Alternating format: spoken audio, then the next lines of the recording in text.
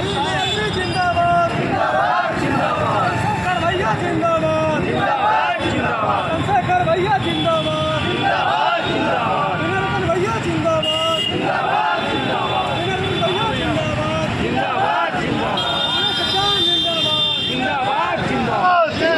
जिंदाबाद कुलदीप भार्गव जिंदाबाद कुलदीप भार्गव जिंदाबाद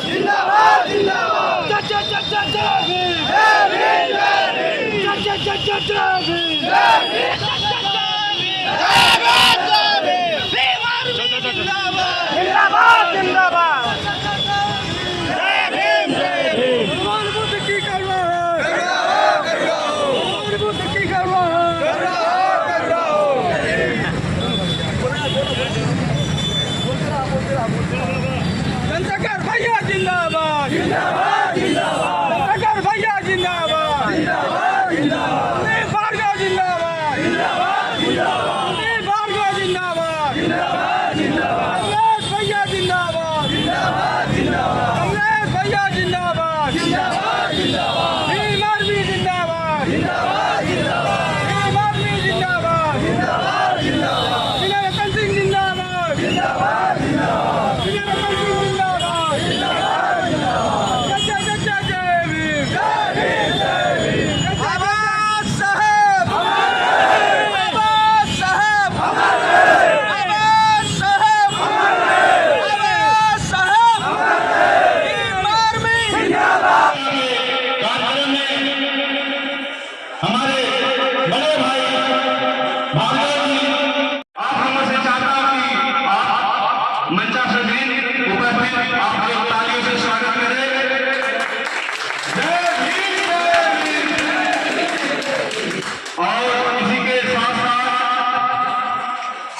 मैं भाई आदरणीय मुकेश यादव जी का निवेदन करता हूं कि वो मंच पे उपस्थित होकर अपने भाई मुकेश जी का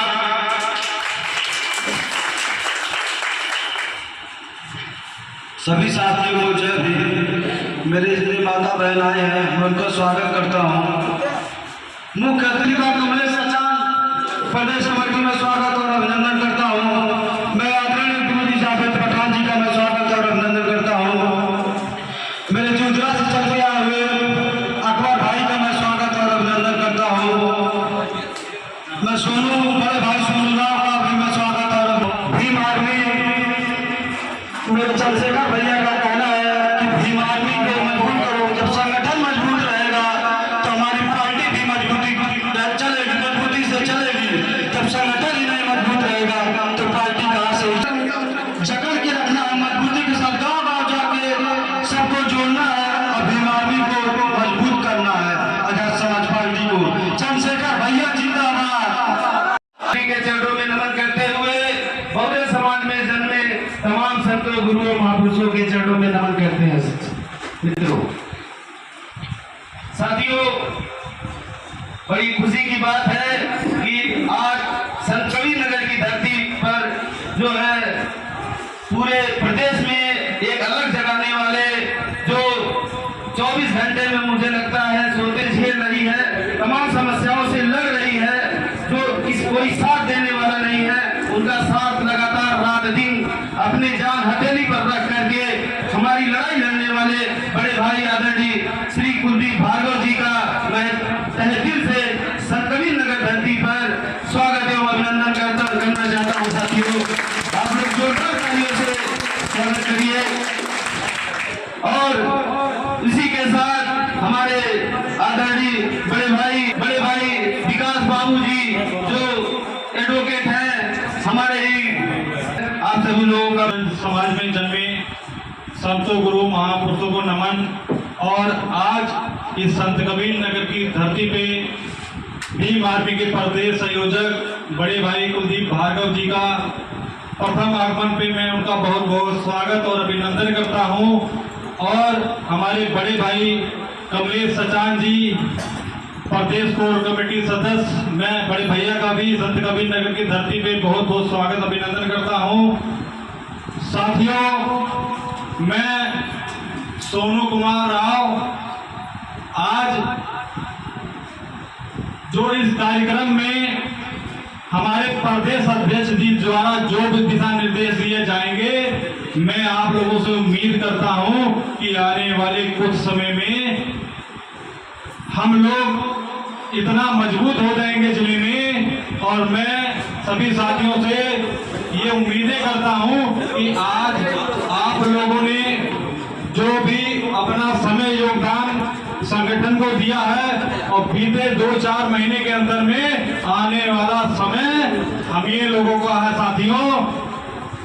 साथियों आप लोगों को इस बात को सोचना पड़ेगा कि वर्तमान सरकार चाहे भाजपा की हो, चाहे हमारी पूर्व सरकारें अखिलेश यादव, अन्य तमाम कांग्रेस जैसी पार्टियां रही हो, लेकिन आज भी संसद में 400 से ऊपर सांसद होने के बावजूद भी अगर कोई एक नेता है जो दलितों, पिछड़ों और मुसलमान भाइयों की आवाज उठाता है तो वो आदरणीय बड़े भाई एडवोकेट चंद्रशेखर आजाद जी हैं, जो जमीन से लेकर लोकसभा तक आपकी आवाज को बुलंद करते हैं। तो साथियों, आने वाले समय में सामने जिला पंचायत का चुनाव है और 2027 में विधानसभा का चुनाव है। तो मैं इस मंच के माध्यम से प्रदेश अध्यक्ष जी से अपनी बात रखना चाहूंगा कि अध्यक्ष जी, आने वाले 27 के चुनाव में संत कबीर नगर की धरती से हम कम से कम एक विधायक को निकाल के देंगे पार्टी को, और पूरे उत्तर प्रदेश में भाई को सीएम बनाने का भी काम करेंगे। और अगर हमारी सरकार नहीं बनती है तो हमारे बगैर सरकार बनने भी नहीं देंगे। तो साथियों, मैं आप लोगों से पुनः निवेदन करता हूं कि समय का अभाव है तो ज्यादा बातें ना करते हुए मैं अपने बहुत से मुखअतिथिगण हैं जो अपना विचार रखेंगे। तो जय भीम, नमो बुद्धाय, नीला सलाम।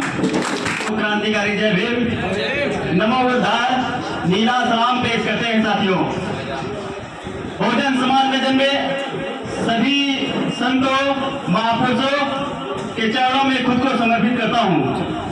साथियों, तथागत खुद ने कहा, दुनिया में अगर कष्ट है तो कष्ट का कारण है तो उसका निवारण भी है। तथागत बुद्ध ने निवारण के लिए 3 बातें कही थी। बुद्धम शरणम गच्छामि, इसका सही अर्थ होता है बुद्धि विवेक की शरण में जाओ और कष्ट का कारण का निवारण पता चल जाएगा। साथियों, दूसरी बात उन्होंने कहा, संघम शरणम गच्छामि, इसका सही अर्थ होता है संगठन की शरण में जाओ।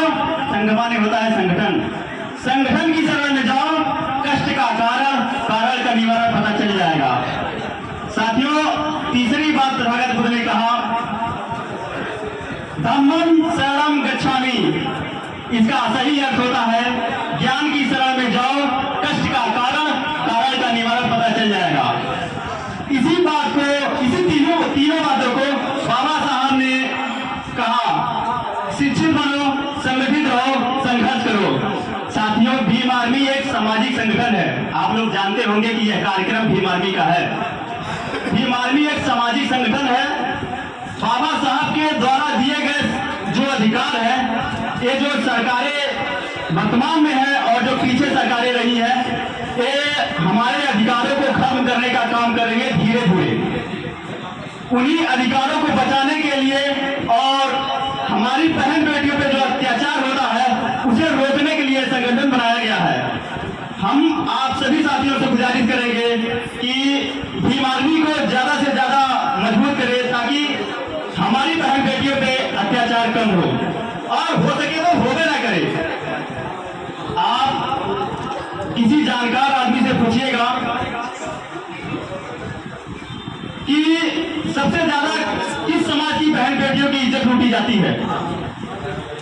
सरकारी आंकड़ा बताता है, जो सरकारें वर्तमान की है वही बताती है कि दलित बहन बेटियों का ज्यादा अत्याचार होता है, उनका शोषण ज्यादा होता है, उनकी इज्जत ज्यादा लूटी जाती है। आप कभी ऊंची जात की लड़कियों का बलात्कार हुआ है कभी सुने हैं? एक बार 2012 में हुआ था निर्भया कांड। मैं उस बहन के लिए संवेदना व्यक्त करता हूं, ऐसा नहीं होना चाहिए। लेकिन वो केवल एक निर्भया नहीं, अभी हाथरस में जो हुआ निर्भया तो 4 लोगों को फांसी पे लटका दिया गया, लेकिन हमारी बहन भीम आर्मी संघर्षों की कोख से जन्मी हुई वो संगठन है, आज इसकी तुलना कोई भी नहीं कर सकता। एक चीज कहीं ना कहीं तकलीफें होती है कि हमारे जो भी कार्यकर्ता पदाधिकारी होते हैं, पदाधिकारी कम पदाधिकारी ज्यादा बनना चाहते हैं। आप लोगों से आग्रह करूंगा कि आप लोग जो पद की जिम्मेदारी दी जाती है वो जिम्मेदारी नहीं जमींदारी होती है। जैसे जमींदार पहले होते थे उसी तरह से जमींदारी दी जाती है। किसी को ब्लॉक संयोजक, विधानसभा संयोजक, जिला संयोजक बनाया जाता है, तो सारी जिम्मेदारी आपकी होती है कि आज जो भी हमारे समाज में जो भी समाज के लोग प्रताड़ित होते हैं, शोषण का शिकार होते हैं, या मनवादी विचारधारा के लोग जो हमारे लोगों को सताने का काम करते हैं, इन्हीं को देखते हुए भीम आर्मी संगठन का निर्माण कराया गया। और इस संगठन का काम ही है उस उत्पीड़न को और शोषण करने वाले को रोकना है। आप सभी लोग आज इस कार्यक्रम में जो भी लोग उपस्थित हुए हैं, पूर्व या वर्तमान पदाधिकारी, सभी से चाहूंगा कि अपनी अपनी जिम्मेदारी का निर्वहन करते हुए संगठन को मजबूती प्रदान करें। सत्ता तभी मिल पाएगी जब संघर्ष करेंगे हम लोग। बिना संघर्ष के कुछ हासिल नहीं होता। आज जिस तरह से हम लोग या हर जगह पे क्षेत्र समाज के लोग आरएसएस और बीजेपी की बात करते हैं, लेकिन ये नहीं देखते कि उनके अंदर कितनी त्याग और समर्पण होती है, जो मेरे लोगों में आंख में लगाने के बराबर नहीं होता। आरएसएस के लोग अपने खर्चे पे पैदल चल करके, साइकिल से चल करके अपने लोगों को मजबूत बनाने का काम करते हैं। और आज हमारे समाज में बहुजन समाज के लोगों के पास, किसी के पास 4 व्हीलर है, किसी के पास 2 व्हीलर है, उससे चलने का भी इनको सुविधा होती है, फिर भी आज हम लोग कमजोर दिखते हैं। जब कार्यक्रम होता है तो हमारे लोग संख्या लेकर के पहुंच जाते हैं कि हमारे बड़े पदाधिकारी से खुश होंगे, लेकिन ये अपने आप को धोखा देते हैं, समाज को धोखा देते हैं ऐसे व्यक्ति, और संगठन को, पार्टी को भी धोखा देते हैं। आप लोगों से कहना चाहूंगा, आज इस कार्यक्रम के अतिथि माननीय प्रदेश संयोजक बड़े भाई कुलदीप भार्गव जी, विशिष्ट अतिथि आदरणीय कमलेश सजान जी, प्रदेश कार्यकारिणी सदस्य, आप लोगों के द्वारा जो भी दिशा निर्देश दिया जाएगा उसका आप लोग बखूबी पालन करने का काम करेंगे। इन्हीं शब्दों के साथ अपनी बात को मुकम्मल करते हुए आप सभी को पुनः जय भीम करता हूँ। मैं डॉक्टर रमेश गुड़िया, भीम आर्मी जिला अध्यक्ष सिद्धार्थनगर। मैं इस संगठन में जब से जुड़ा था, इस संगठन की मुझे एक बात अच्छी लगी कि ये संगठन जिस तरह से चल रहा है, आने वाले समय में आरएसएस जैसे संगठन को पीछे करने का काम करेगा। मेहमान के तौर पे प्रदेश से आए हुए हमारे प्रदेश अध्यक्ष जनाब कुलदीप भार्गव जी का मैं अपने संत कबीर नगर के पवन धरती पे खैर मकदम और स्वागत करता हूं। और कमलेश सचान भैया का मैं शुक्रिया अपने इस जिले के तरफ से देता हूं कि आप इस प्रोग्राम में, मैं उनका भी तहे दिल से स्वागत खैर मकदम करता हूं। रमेश धुरिया जी का मैं तहे दिल से उनका भी स्वागत खैर मकदम करता हूं। और हमारे इस जिले में हम लोगों के संघर्षों के साथी जनाब गिरीश भान जी, जो यहाँ पे किसी के साथ जुर्म और ज्यादती होती है तो हम लोगों को दिशा निर्देश देते हैं, क्योंकि भीम आर्मी आजाद समाज पार्टी के नौजवान कभी अगर जुर्म हो जाते हैं तो आप उनको शांत करते हैं और बढ़िया से संचालन कराते हैं धरना प्रदर्शन का। मैं उनका भी तहे दिल से शुक्रिया अदा करता हूं। और तमाम जो साथी, कमलेश सचान से मेरी मुलाकात हुई इन्हीं के अध्यक्षता में मैं पार्टी ज्वाइन किया और जब से ज्वाइन किया हूँ मैं हमेशा कभी भी कहीं भी किसी गरीब मुस्लिम या दलित या पिछड़े में जुर्म और ज्यादती हुई तो मैं भीम आर्मी के साथ आज़ाद समाज पार्टी के साथ हमेशा कंधे से कंधा मिलाकर संघर्ष किया और करता रहूँगा। और जैसा कि ये प्रोग्राम खलीलाबाद में हम लोग ये प्रथम बार प्रदेश अध्यक्ष के स्वागत में और ये प्रोग्राम करा रहे हैं, मैं आपको आश्वासन देता हूं कि जब किसी क्षेत्र में हम लोग खुली बाग में कराएंगे इसकी 4 गुना संख्या होगी, ये मैं दिलाता आपको दिलाता। आज बहुत ये खुशी हुई प्रदेश अध्यक्ष जी की संत कबीर नगर के धरती पे आप आए हुए हैं, हम लोग को बहुत खुशी हुई। और मैं आपसे ये बताना चाहता हूँ कि जिस तरीके से मुस्लिम समाज भीम आर्मी की तरफ रुझान किए हैं, आने वाला 27 में जो चुनाव होगा हम क्रांति के तरीके से लड़ेंगे और भाजपा उखाड़ फेंकेंगे। ये आश्वासन हम मुस्लिम समाज की तरफ से आपको देना चाहिए। और आने वाले सन 2026 में जो पंचायत का चुनाव होगा, जिस तरीके से मंडल अध्यक्ष हमारे गिरिधान जी थे और आजाद समाज पार्टी के जिला अध्यक्ष सोनू राव जी थे, मैं जिला प्रभारी के पद पे था और यहाँ का पहला खाता पूर्वांचल का बेलहर से खुला। मैं आश्वासन देता हूँ कि बस्ती मंडल में जिला पंचायत की सीट ज़्यादा से ज़्यादा हम लोग निकलवा के देंगे। मैं अपनी बात ज़्यादा न रख के एक शायर के बोलकर मैं अपनी वाणी को विराम दूंगा। हमें हिंदू न चाहिए, हमें हिंदू न चाहिए, न मुसलमान चाहिए। हमें हिंदू न चाहिए, न मुसलमान चाहिए, जिसको हर मजहब हो प्यारा, हमें वो इंसान चाहिए। जय हिंद, जय भारत, जय भीम। कल बीता हुआ कल कभी आज नहीं होता, उड़ता हुआ पक्षी कभी बाज नहीं होता। जिस कौम को सर झुका के चलने की पड़ जाती है आदत, तो कौम के ऊपर कभी ताज नहीं होता, कभी ताज नहीं होता। जय भीम, जय भारत, जय श्री। तथागत गौतम बुद्ध को और इस भारत को संविधान देने वाले बाबा साहब डॉक्टर भीमराव अम्बेडकर को नमन करता हूँ। और नमन करता हूँ उन तमाम संतों गुरुओं महापुरुषों को जिन्होंने हमें समय समय पर अधिकार संघर्ष करके हमें अधिकार दिलाए।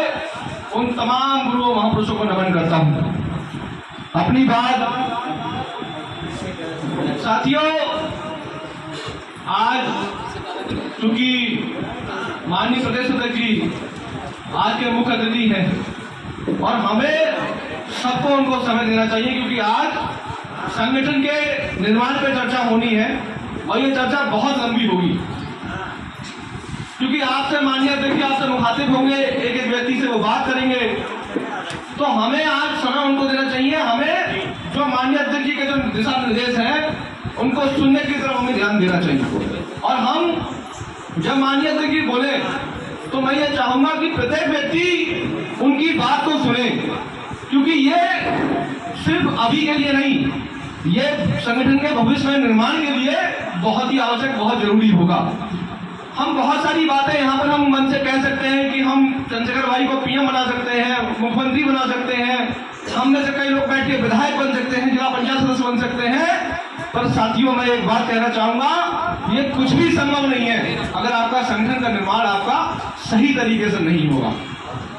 तो मैं आपसे आग्रह करूंगा कि जब माननीय प्रदेश अध्यक्ष जी को आप सुने, तब वो संगठन के लिए क्या दिशा निर्देश दे रहे हैं, किस तरीके से संगठन निर्माण की बात कर रहे हैं, संगठन को किस भविष्य में कहां तक वो देखने की बात करें, उसको आप ध्यान से सुने, अपने मन में उसका सोच विचार करें घर पे जाकर और उस हिसाब से काम करने का काम करें। क्योंकि जब तक हम संगठन का निर्माण नहीं करेंगे, मैं गारंटी दे सकता हूं आपको इस बात की कि ना तो हम जिला पंचायत सदस्य बना सकते हैं, ना ही हम विधायक बना सकते हैं, और मुख्यमंत्री और प्रधानमंत्री बहुत दूर की बातें हैं।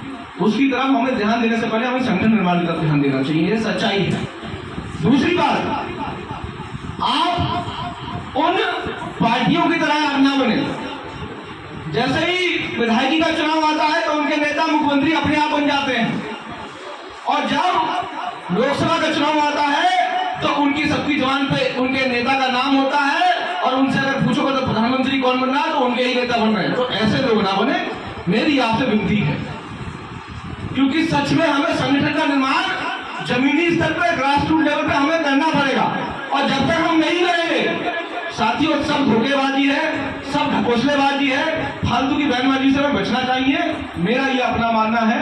संगठन का समर्पित कार्यकर्ता की तरह आपसे मैंने मुखातिब हुआ, आपने मुझे सुना, बहुत बहुत धन्यवाद। जय भीम, लीला सलाम। बहुत बहुत धन्यवाद। इसी के साथ साथ मंच पे आसीन, जय भीम। सबसे पहले इस सरजमी को, संत कबीर नगर की धरती को मैं नमन करता हूँ, अपना सलाम पेश करता हूँ, तथा गौतम बुद्ध, बाबा साहब और मान्यवर साहब काशीराम जी को नमन करते हुए बड़े भाई चंद्रशेखर आजाद जी और भीम आर्मी के राष्ट्रीय अध्यक्ष माननीय विनय रतन साहब को अपना नेता मानते हुए उनको सलाम पेश करते हुए उत्तर प्रदेश के जबरदस्त और बेहद ही लाजवाब प्रदेश अध्यक्ष, जिनके निगरानी में इस प्रदेश में एक नई ताकत का जो एहसास हुआ है लोगों को, आपके अध्यक्षता में भीम आर्मी के संरक्षण में तमाम ऐसे नौजवान पिछड़े मुसलमान अपने आप को सुरक्षित महसूस करते हैं। मैं आपको माननीय प्रदेश अध्यक्ष कुलदीप भार्गव जी का इस संत कबीर नगर की धरती पे स्वागत अभिनंदन करता हूँ। साथ में चलकर आए उत्तर प्रदेश के प्रदेश महासचिव क्रांतिकारी साथी विकास बाबू जी का मैं स्वागत अभिनंदन करता हूँ। साथ में हम सबके साथ कंधे से कंधा मिलाकर चलने वाले बड़े भाई शैलेंद्र राजवंशी जी, जो उत्तर प्रदेश कोर कमेटी के मेंबर हैं, प्रदेश कार्यकारिणी सदस्य हैं, आप कमाए संत कबीर नगर की सरजमी पे मैं स्वागत अभिनंदन करता हूँ। साथियों, जिस तरीके से भीम आर्मी की शुरुआत आपके जनपद में हुई, क्रांतिकारी साथी ब्रिजभान जी के नेतृत्व में यहाँ पे भीम आर्मी की शुरुआत की गई, और आपके नेतृत्व में ऐसे तमाम आंदोलन हम सफल किए, और हम लोगों ने मिल करके और तमाम ऐसे पीड़ितों शोषितों को हम लोगों ने न्याय दिलाया।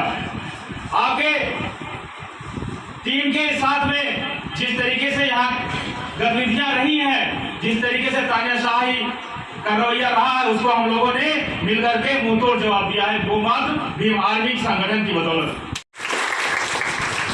जैसा कि आपने सुना, अभी माननीय प्रदेश महासचिव साहब ने कहा कि कोई भी संगठन हो, कोई भी पार्टी हो, कोई भी दल हो, कोई भी संघ हो, उसका ताकत सिर्फ कहने से नहीं होता है। उस संगठन की ताकत उसके कार्यकर्ताओं से होती है। उस कार्यकर्ता को ये चीज समझना चाहिए साथियों, अगर आपके कार्यकर्ता के पास अगर अनुशासन है तो साथियों, अगर हमारे पास अनुशासन है तो ही हम शासन के लिए तैयार हैं। अगर हमारा नेता अगर आपके बीच खड़ा है और अपनी बात को रख रहा है, पता चल रहा है कि पीछे से कार्यकर्ता अपनी बातें कर रहे हैं और उठ करके इधर उधर घूम रहे हैं, तो साथियों यहाँ अनुशासन नहीं है। ये चीज हमको और आपको मिलकर के समझनी पड़ेगी कि हमारे लिए हमारे नेता का दिया हुआ बयान ही सर्वोपरि होता है, क्योंकि हमारे नेता ने जो कुछ भी कहा है, चाहे बड़े भाई चंद्रशेखर आजाद जी ने कहा है, या माननीय राष्ट्रीय अध्यक्ष वीरेंद्र रतन साहब ने कहा है, या फिर उत्तर प्रदेश के प्रदेश संयोजक माननीय कुलदीप भार्गव जी ने कहा है, तो भीम आर्मी का वो सबसे पीछे खड़ा हुआ कार्यकर्ता, उसकी जिम्मेदारी बनती है कि अपने नेता के दिए हुए बयान पे वो खड़ा उतरे। और साथियों, जिस तरीके से हम अपने नेताओं के ऊपर भरोसा करते हैं और उनके दिए हुए मार्गदर्शन में हम अलग अलग तरीके से समाज की मदद करते हैं, समाज को मजबूत करते हैं, साथियों ये लक्ष्य है भीम आर्मी का कि उत्तर प्रदेश में माननीय प्रदेश अध्यक्ष जी के संरक्षण में भय मुक्त प्रदेश बनाना है और अपने समाज के प्रत्येक व्यक्ति को सुरक्षित महसूस कराना है। मैं अपनी बातों को खत्म करता हूं। माननीय प्रदेश अध्यक्ष जी का एक बार फिर से मैं आभार प्रकट करता हूं कि आपने अपना कीमती समय 75 जिलों में से एक दिन का समय आपने हम लोगों के बीच दिया। माननीय प्रदेश अध्यक्ष जी का बहुत बहुत आभार प्रकट करते हुए, यहाँ के आयोजक कमेटी का मैं आभार प्रकट करते हुए, हमारे क्रांतिकारी साथी छोटे भाई सोनू जी का मैं आभार प्रकट करते हुए, माननीय प्रदेश अध्यक्ष जी को अपना समय देते हुए अपनी बातों को खत्म करता हूं। बहुत बहुत धन्यवाद। जय भीम, जय भीम। सभी साथियों को क्रांतिकारी जय भीम।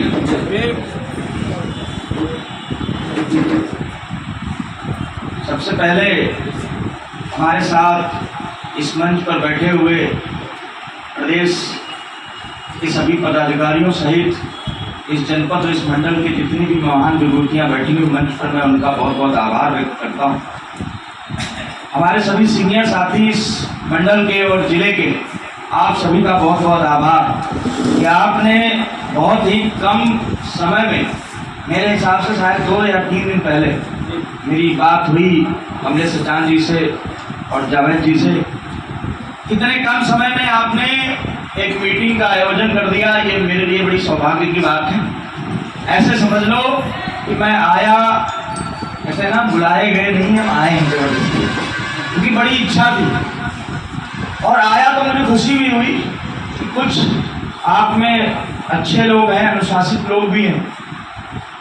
साथियों, आज की मीटिंग ये समीक्षा बैठक है और समीक्षा बैठक का मतलब ये है कि मैं आनंद फानन में इसलिए आपके बीच में आया कि कम समय मुझे कुछ पदाधिकारियों के द्वारा दिया गया और उसमें मुझे कुछ फेरबदल संगठन में करने, कुछ ऐसे लोग जो काफ़ी समय से पदों पे काम कर रहे हैं उनको प्रमोट करके उनका उत्साह बढ़े, इसलिए उनको ऊपर ले जाने के लिए, कुछ नए लोग या ऐसे लोग जो तहसील ग्राम स्तर पर काम कर रहे हैं उनको प्रमोट करके ऊपर लाने के लिए, एक प्रक्रिया के लिए मैं आपके बीच में आया हूँ। समय कम है, कम मिला आपको, लेकिन मेरे हिसाब से ये इतनी भी भीड़ मुझे नहीं चाहिए थी।